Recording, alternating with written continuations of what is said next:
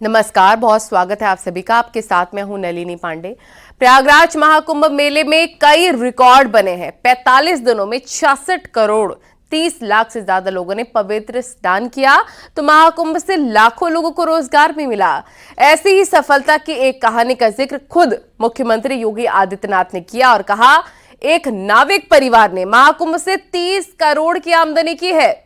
News 18 की team भी उस परिवार तक पहुंची और पता लगाया कि परिवार की आमदनी आखिर हुई कैसे। देखिए रिपोर्ट।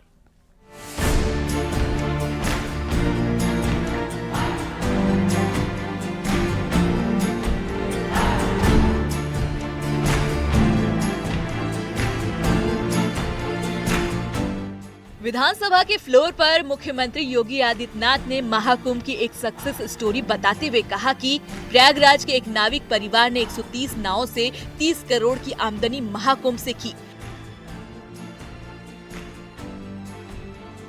नाविक परिवार की आमदनी महाकुंभ में एक रिकॉर्ड बन गई। सीएम योगी के इस बयान के बाद प्रयागराज का यह नाविक परिवार सुर्खियों में आ गया है।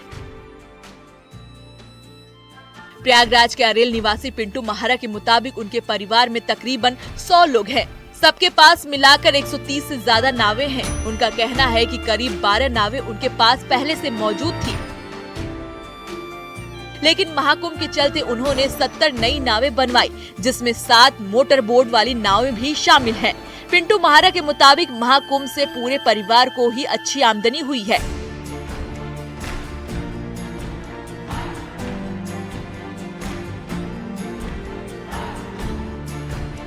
उन्होंने कहा कि अगर सीएम योगी आदित्यनाथ का महाकुंभ मेले को लेकर ऐसा मैनेजमेंट नहीं होता तो यह कभी संभव नहीं था। महाकुंभ में नाविक परिवार मालामाल। पिंटू महारा के परिवार ने की करोड़ों की कमाई। 130 नाव से 30 करोड़ आमदनी का आंकलन। परिवार में 100 लोग, 130 से ज्यादा नावें। मोटर बोट वाली नाव से भी की आमदनी। एक नाव और मोटर बोट से कई चक्कर लगाए। पिंटू महारा के मुताबिक महाकुंभ में उम्मीद से ज्यादा कमाई हुई। परिवार के हर सदस्य को 5 से 6 लाख रुपए की आमदनी हुई है। निषादों ने सब 5 लाख 4 लाख प्लस कमाया है, किसी ने तो 8-8 लाख कमाया है। और हम लोग भी कमाए हैं। उनका महाप्रसाद माता रानी गंगा माता का महाप्रसाद के रूप में हम लोग भी पाए हैं। अच्छा, अगर इसके पहले आयोजन होता, इतनी भीड़ नहीं आती, तब भी क्या इतनी आमदनी हो पाती? नहीं हो पाती। तब नहीं हो पाती। योगी जी नहीं होते तो इतना होता ही नहीं। भव्य कुंभ नहीं होता, डिजिटल कुंभ नहीं होता। मोदी जी योगी जी नहीं होते तो नहीं होता। प्रयागराज में श्रद्धालुओं की भीड़ 13 जनवरी से 12 फरवरी तक दिखाई दी। इस दौरान राज्य सरकार और मेला प्रशासन की ओर से व्यापक इंतजाम भी किए गए थे, जिससे देश दुनिया के लोग पवित्र स्थान के लिए प्रयागराज पहुँचे। सुनिए सीएम योगी ने इस परिवार के लिए क्या कहा। ये नाविक परिवार जिनके पास 130 नौकाएं थी, 45 दिनों की अवधि में इन लोगों ने शुद्ध बचत की है 30 करोड़ रुपए की। यानी एक नाव ने 45 दिनों में 23 लाख रुपए की बचत की है, कमाई की है। प्रतिदिन के अगर आप उनकी बचत देखेंगे तो यह लगभग 50 से लेके 52,000 पर डे की उनकी इनकम थी एक नाव की। वही महाकुंभ में नाव के तय किए गए किराए से कई गुना ज्यादा आमदनी होने के सवाल पर पिंटू महारा ने कहा कि भीड़ के चलते नाव का संचालन काफी दूर से किया गया, जिससे लोगों ने स्वेच्छा से मुंह मांगा किराया दिया। पिंटू महारा के मुताबिक कई श्रद्धालुओं ने उपहार भी दिए। उपहार के रूप में पैसे, आभूषण और कपड़े भी दिए। उनके मुताबिक नाविकों ने महाकुंभ में मोटी कमाई के साथ ही पुण्य भी कमाए हैं। निषादों ने सब 5 लाख 4 लाख प्लस कमाया है, किसी ने तो 8-8 लाख कमाया है।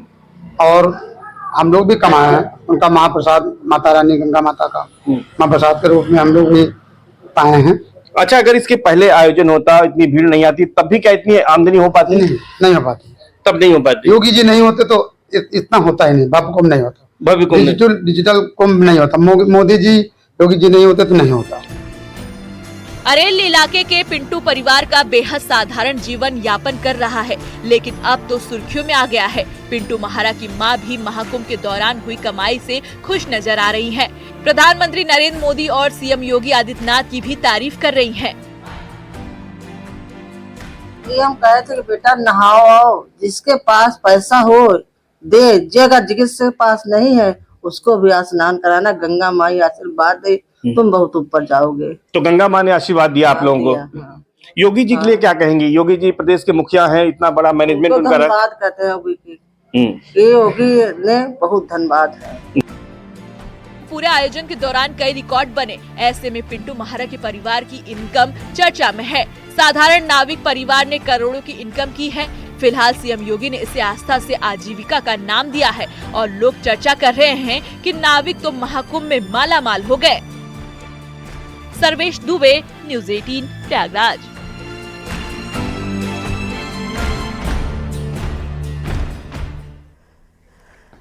तो महाकुंभ आयोजन के दौरान यूपी की अर्थव्यवस्था में 3 लाख करोड़ के योगदान पर बीएचयू के सर्वे ने मोहर लगा दी है। काशी हिंदू विश्वनाथ की शाखा डीएवी डिग्री कॉलेज की अर्थशास्त्र की सर्वे टीम ने महाकुंभ में आर्थिक लाभ का आंकड़ा जारी किया, जिसमें सबसे ज्यादा फायदा छोटे व्यवसायियों को हुआ है।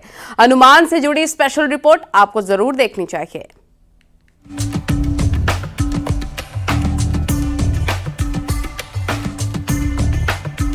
महाकुंभ से यूपी की अर्थव्यवस्था में बड़ा योगदान। बीएचयू की टीम का सर्वे, छोटे कारोबारियों को लाभ। प्रयाग, अयोध्या, काशी में खूब हुआ कारोबार।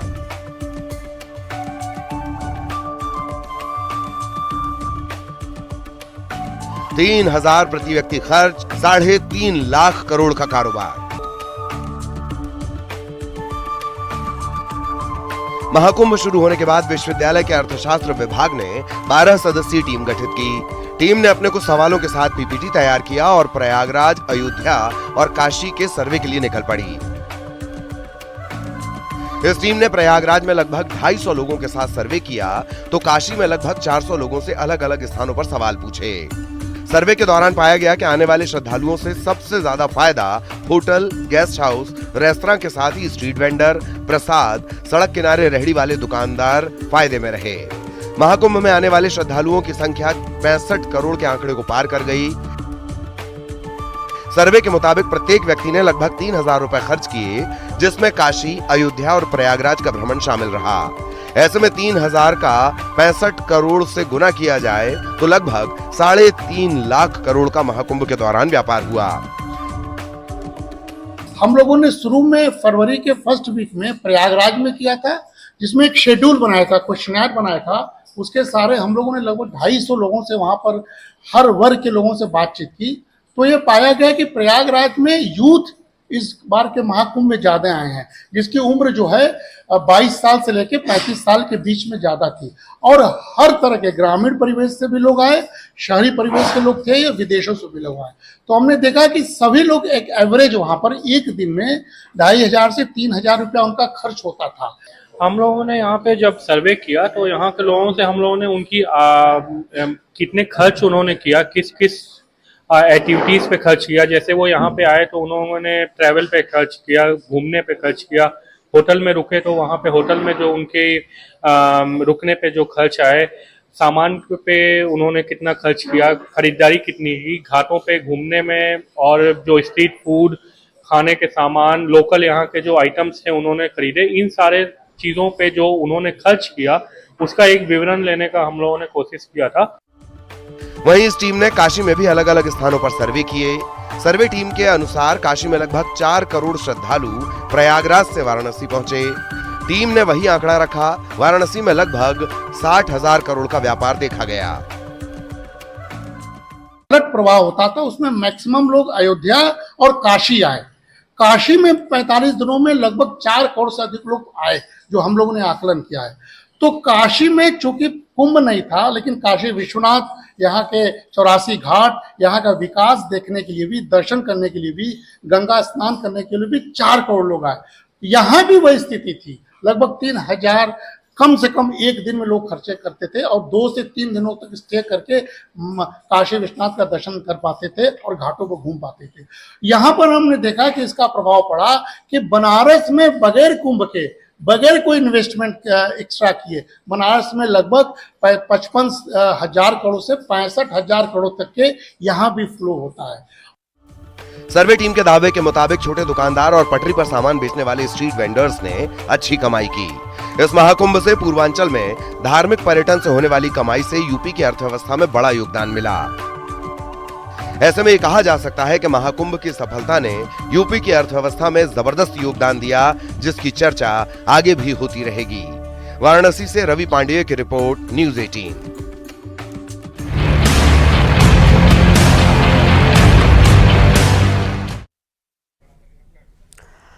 और राजधानी लखनऊ समेत यूपी के कई शहरों में हजारों होम बायर्स के करोड़ों रुपए लेकर खुद को दिवालिया घोषित करने वाले अंसल एपीआई ग्रुप पर ताबड़तोड़ एक्शन शुरू हो गया है। सीएम योगी आदित्यनाथ के निर्देश पर 24 घंटे के अंदर एलडीए ने लखनऊ के गोमती नगर थाने में एफआईआर दर्ज कराई है। साथ ही गाजियाबाद में भी कार्रवाई शुरू हो गई है। एफआईआर में मुख्य आरोपी अंसल प्रॉपर्टीज एंड इंफ्रास्ट्रक्चर के मालिक पिता पुत्र प्रणव अंसल और सुशील अंसल और 2 निदेशकों समेत कई के नाम शामिल हैं। देखिए।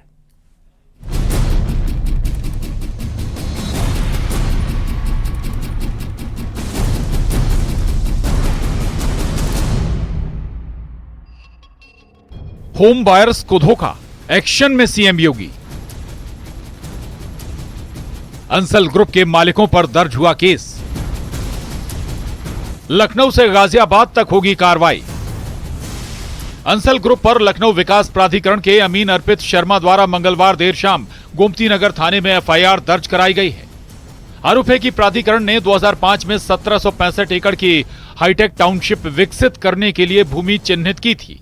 इसकी डीपीआर 2006 में स्वीकृत की गई, जिसके बाद अंसल ने टाउनशिप विकसित करने का काम शुरू किया। लेकिन स्वीकृत टाउनशिप में स्वयं की खरीदी गई जमीन से कई गुना अधिक ग्राम समाज, सीलिंग, तालाब, राज्य सरकार के नाम दर्ज चक मार्क, नवीन परती, बंजर, नहर और नाली जैसी सरकारी जमीन को भी अपने प्रोजेक्ट में शामिल कर लिया। लखनऊ की टाउनशिप में कब्जाई सरकारी जमीन, तालाब, सीलिंग, परती, नहर की जमीन कब्जाई। गाजियाबाद में भी अंसल ने तोड़े नियम कायदे। ईडब्ल्यूएस स्कीम के तहत मकान नहीं बनाने का आरोप। डूंडाहेड़ा की टाउनशिप में बायर्स के साथ धोखा। जांच हुई तो इस धांधली का खुलासा हुआ। इस दौरान बड़ी संख्या में बायर्स फंस गए और अंसल ने खुद को दिवालिया घोषित करने की बात कर दी। बायर्स की परेशानी और शिकायतों को देखते हुए सीएम योगी आदित्यनाथ ने सख्त लहजे में कहा कि एक भी होम बायर्स का पैसा ना लौटाया तो अंसल की सारी संपत्ति जब्त कर लेंगे और भागे तो पाताल से भी खोजकर कड़ी सजा दिलाएंगे। ये अंसल तो आप ही की उपस्थिति थी। आप ही के समय में उसको उसकी सारी इलीगल मांगों को पूरा करके निवेशकों के साथ और होम बायर्स के साथ धोखा हुआ है। ये सब समाजवादी पार्टी के समय में सारे काम हमारे सामने, उसको हमने कभी उसको ध्यान को नहीं किया। आपने उसके लिमिट को बढ़ाया था, हमने उसको घटाया था और शिकंजा कस करके आज उसको इस स्थिति में पहुंचा देंगे कि अगर एक भी होम बायर के साथ धोखा किया तो सारी प्रॉपर्टी को भी जब्त कर लेंगे। किसी होम बायर के साथ खिलवाड़ नहीं होने देंगे। लेकिन मैं इस बात के लिए भी आश्वस्त करूंगा कि अगर किसी को गलतफहमी होगी कि किसी गरीब का पैसा या किसी नागरिक का पैसा लेकर के वह कहीं भाग जाएगा तो पाताल से भी उसको निकाल करके लेके आएंगे और सजा दिला देंगे। दरअसल अंसल एपीआई ने सरकारी जमीन पर धड़ल्ले से कब्जा कर उस पर टाउनशिप बनाकर उसे हजारों होम बायर्स को बेच तो दिया, लेकिन अब तक इन होम बायर्स को अपने घर, मकान या फ्लैट का कब्जा नहीं मिल सका और इस बीच अंसल ग्रुप द्वारा खुद को दिवालिया घोषित कर दिया गया। हड़कंप के चलते राजधानी लखनऊ समेत यूपी के नोएडा, गाजियाबाद जैसे शहरों में हजारों बायर्स ने विरोध प्रदर्शन शुरू कर दिया, जिसके बाद अंसल ग्रुप के इस कारनामे का सीएम योगी ने खुद संज्ञान लिया। राजधानी लखनऊ समेत उत्तर प्रदेश के विभिन्न शहरों के हजारों होम बायर्स के करोड़ों रुपए लूट खुद को दिवालिया घोषित करने वाले अंसल ग्रुप के खिलाफ मुख्यमंत्री योगी आदित्यनाथ के निर्देश पर अब ताबड़तोड़ एफआईआर शुरू हो गई है। आप देख सकते हैं कि इस वक्त मैं अंसल एपीआई के उसी सेल्स मार्केटिंग ऑफिस में खड़ा हूं, जिसके जरिए जो हजारों होम बायर्स हैं उनको राजधानी लखनऊ में फ्लैट बेचे गए, प्लॉट बेचे गए, लेकिन उनको उन पर कब्जा नहीं दिया गया और अब अंसल ग्रुप ने खुद को दिवालिया घोषित कर लिया है, जिसके बाद लगातार होम बायर्स द्वारा प्रदर्शन किया जा रहा था, जिसको खुद मुख्यमंत्री योगी आदित्यनाथ ने संज्ञान लेते हुए तत्काल अंसल ग्रुप के खिलाफ एफआईआर कराने का निर्देश दिया था। मुख्यमंत्री योगी आदित्यनाथ की सख्ती के चलते 24 घंटे के अंदर ही सभी संबंधित विभाग हरकत में आ गए और सबसे पहले एलडीए ने तत्काल राजधानी लखनऊ के गोमती नगर थाने में अंसल के मालिक प्रणव अंसल, बेटे सुशील अंसल समेत अन्य जो जिम्मेदार लोग थे उनके खिलाफ गंभीर धाराओं में एफआईआर दर्ज करा दी गई है। वहीं दूसरी ओर गाजियाबाद में भी अंसल ग्रुप के खिलाफ मुकदमा दर्ज किया गया है। डायरेक्टर प्रणव अंसल, विकास यादव, अमित शुक्ला समेत कई लोगों के खिलाफ रिपोर्ट दर्ज कराई गई है। बीएनएस और prevention of damage to public property act GDA के जेई ने केस दर्ज कराया है। डुंडाहेड़ा स्थित 152 एकड़ में इंटीग्रेटेड टाउनशिप बननी थी, लेकिन अंसल इंफ्रास्ट्रक्चर ने ध्यान नहीं दिया। अंसल ग्रुप पर आम जनमानस के साथ धोखाधड़ी का आरोप है। ईडब्ल्यूएस स्कीम के तहत भवनों का निर्माण भी नहीं किया गया। 848 भवनों की जगह 160 का ही निर्माण किया गया। सरकारी नियम कायदों को भी अंसल ग्रुप ने दरकिनार कर दिया, जिसके बाद अब क्रॉसिंग रिपब्लिक थाने में एफआईआर दर्ज कराई गई है।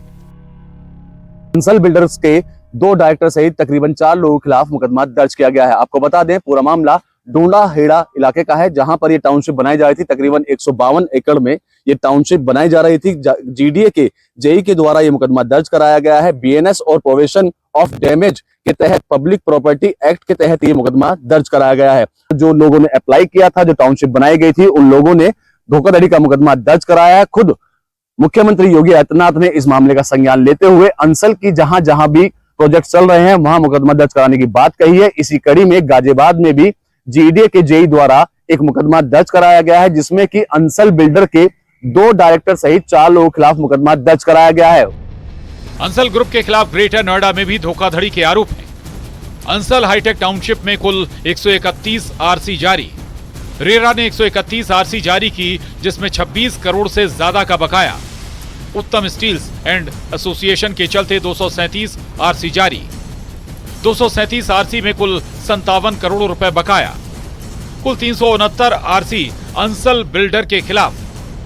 369 आरसी का 83 करोड़ रुपए से ज्यादा बकाया।